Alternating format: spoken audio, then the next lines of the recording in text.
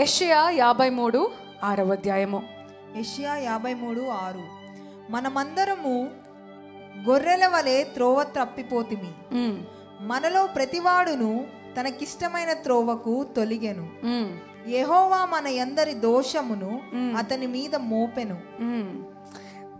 మనందరము గొర్రెలము వలె తప్పిపోయిన బిడ్డలముగా ఉన్నామంట. సో టుడే మార్పు రావాలంటే ఫస్ట్ మనం రికగ్నైజ్ చేయాల్సింది ఏంటంటే, నేను తప్పిపోయానయ్యా, కరెక్టే, చెడ్డ సహవాసం చేశానయ్యా, కరెక్టే, తప్పుడు బోధ విన్నానయ్యా, కరెక్టే, నేను వీరితో తిరిగానయ్యా, అవును నేను తప్పిపోయానయ్యా అని జ్ఞాపకం చేసుకోమని దేవుడు ఈరోజు జ్ఞాపకం చేస్తున్నాడు. Recognize that you have gone wrong. లేదు నేను పర్ఫెక్ట్, నేనేం తప్పు చేయలేదని అనుకుంటున్నావా, ఎప్పుడు మార్చబడవు. You will never change, you will never change. ఆయన కాపరిగా నీ జీవితంలో అడుగు పెట్టాలంటే ఫస్ట్ గొర్రెలముగా, అయ్యా నాకు కాపరి కావాలి, నా జీవితంలో కాపరికి అవసరం ఉంది, నేను ఒక్కదాన్నే ఉండి నడవలేను, నేను ఒక్కదాన్ని సరైన మార్గంలో నడవలేకపోతున్నాను, తప్పులు చేస్తున్నాను, తప్పు త్రోవలో తిరుగుతున్నాను, తప్పుడు సహవాసం చేస్తున్నాను, సంఘానికి వస్తున్నాను కానీ కాపరి లేని జీవితం జీవిస్తున్నాను, నాకు కాపరి కావాలి అని మనం రికగ్నైజ్ చేయాలంట. Sheep can not be trained. అందుకే పెద్ద సర్కస్లో మనము చూస్తే అన్ని యానిమల్స్తో ట్రైన్ చేసి వాళ్ళు సర్కస్లు యాక్ట్లు చేయిస్తారు కానీ గొర్రెల్ని ఎప్పుడు తీసుకొని రారు.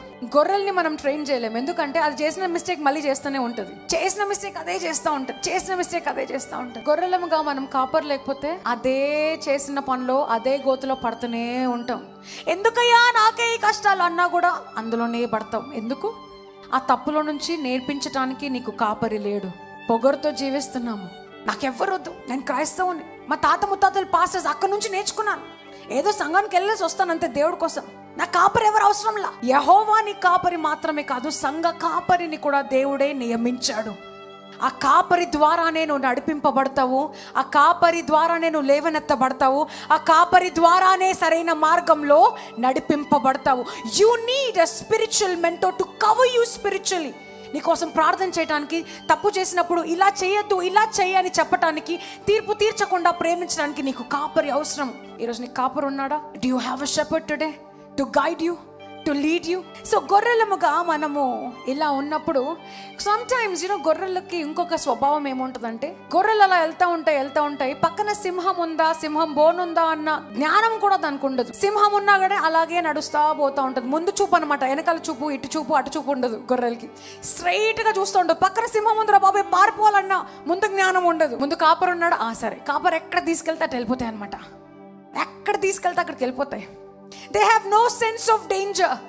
కొన్నిసార్లు మానవులుగా మనకి ఎవరు మన జీవితంలో ఉన్నారో, వచ్చిన వాళ్ళు మంచోళ్ళ చెడ్డోళ్ళ, వీళ్ళ జీవితంలో విషభరితంగా మన జీవితానికి అడుగుపెట్టారా, మనని మోసం చేయటానికి మనతో సహవాసం చేస్తున్నారా, మనని కింద పడేయటానికి మనకి ఫోన్లు చేస్తున్నారా, మన గురించి తెలుసుకోవటానికి ఇన్ఫర్మేషన్ కోసం మనని కలుస్తున్నారా, ఇలాంటివి మనకి తెలియదు. కొన్నిసార్లు ఆయన నీకు అవసరము.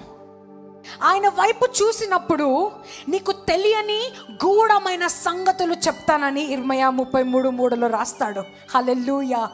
నీకు తెలియని సంగతులు చెప్పే బిడ్డగా నేను నడిపిస్తాను. అంటే పక్కనున్నవాడు మంచివాడు కాదని నీకు జ్ఞాపకం చేస్తాను. వీరు నేను మోసం చేయడానికి నీ జీవితంలోకి వచ్చారని నీకు ప్రేరేపించి దూరం చేస్తాను. సింహం బోనులో నుంచి నువ్వు అంత దగ్గరికి వెళ్ళినా కూడా సింహముని మింగివేయకుండా నిన్ను కాపాడుతాను అని యెహోవా ఈరోజు నీతో మాట్లాడుతున్నాడు. హల్లెలూయా.